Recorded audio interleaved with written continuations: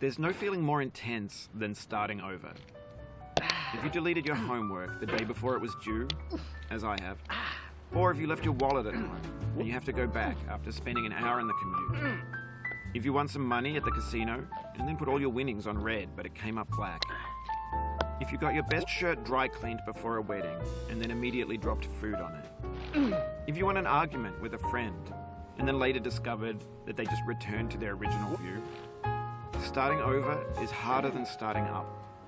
If you're not ready for that, like if you've already had a bad day, then what you're about to go through might be too much.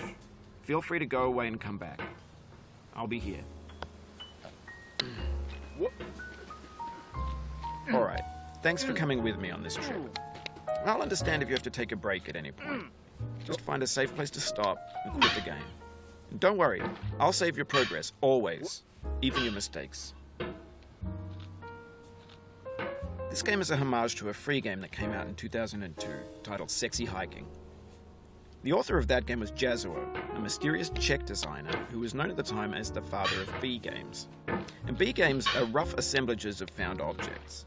Designers slap them together very quickly and freely, and they're often too rough and unfriendly to gain much of a following. They're built more for the joy of building them than as polished products.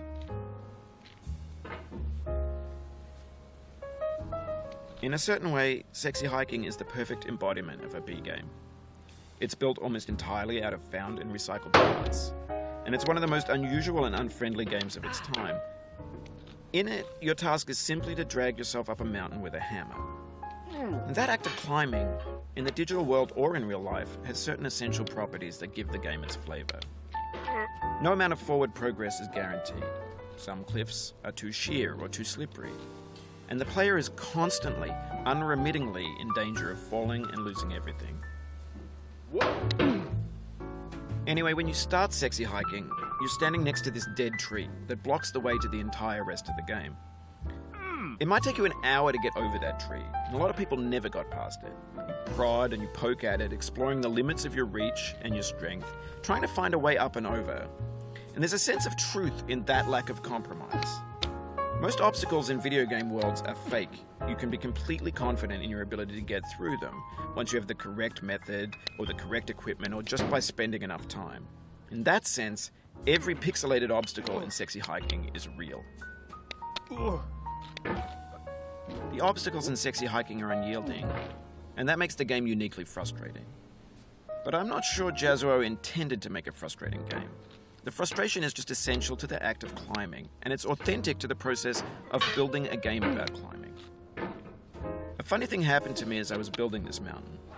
I'd have an idea for a new obstacle, and I'd build it, test it, and it would usually turn out to be unreasonably hard. But I couldn't bring myself to make it easier. It already felt like my inability to get past the new obstacle was my fault as a player rather than as a builder. Imaginary mountains build themselves from our efforts to climb them, and it's our repeated attempts to reach the summit that turns those mountains into something real.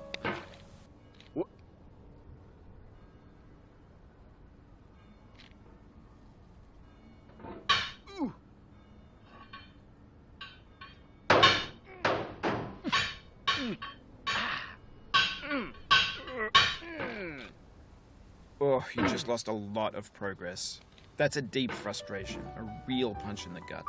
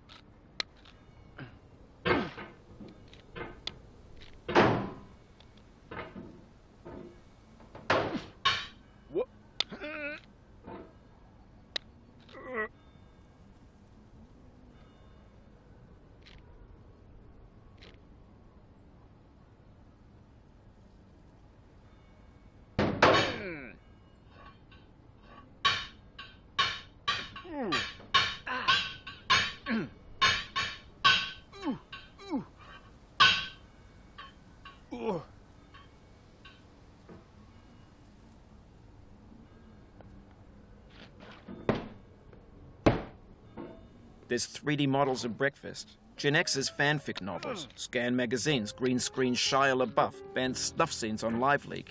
Facebook's got lifelike bots with unbranded adverts and candid shots of Kanye and Taylor Swift mashups, car crash epic failed GIFs, Russian dashcam vids, discussions of McRibs, discarded, forgotten, unrecycled, muddled, rotten, untitled. Everything's fresh for about 6 seconds, until some newer thing beckons, and we hit refresh. And there's years of persevering, disappearing into the pile, out of style, out of sight. In this context, it's tempting to make friendly content that's gentle, that lets you churn through it but not earn it. Why make something demanding if it just gets piled up in the landfill, filed in with the bland things? When games were new, they wanted a lot from you. Daunting you, taunting you, resetting and delaying you. Players played stoically. Now everyone's turned off by that. They want to burn through it quickly, a quick fix for the fickle, some tricks for the clicks of the feckless. But that's not you, you're an acrobat. You could swallow a baseball bat. Now I know, most likely you're watching this on YouTube or Twitch, while some dude with 10 million views does it for you, like a baby bird being fed chewed up food. That's culture too. Oof, sorry about that.